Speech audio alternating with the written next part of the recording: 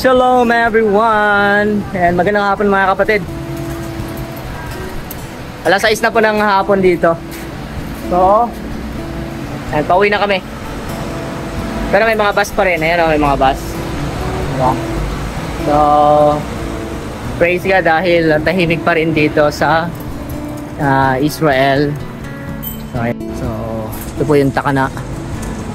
Ayan, umuwi na po yung mga tao ngayon kasi alas 6 na. Pero, maliwanag pa ngayon. May mga tindahan na bukas. Ayan. Tindahan bukas. Tapos so ayan.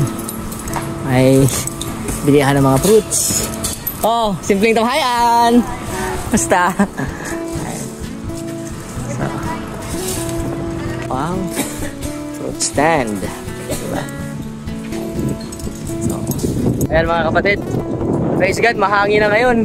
Diba, palapit na po ulit yung winter dito po sa Israel. So, ayan, praise God. So, ayan mga kapatid. This is the Hadar. Herzl pala, Herzl. Oh, come, it's green. Let's go, it's green. We're going in Nema.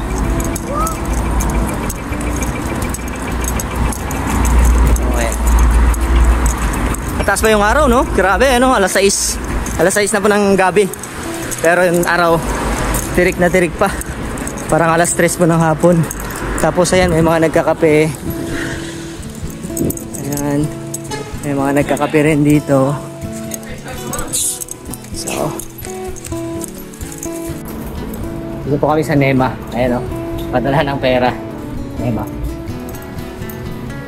Okay. Okay.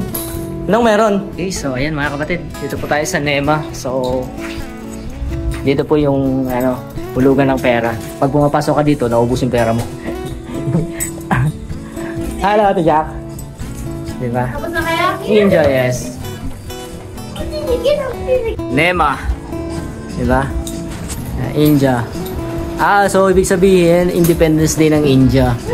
So, ayan. They celebrate the India's Independence Day. And happy Independence Day, India.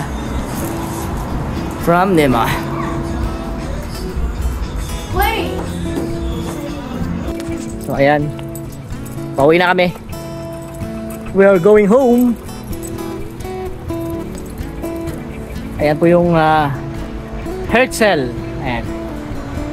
Street ng Herzl. Okay, bye-bye.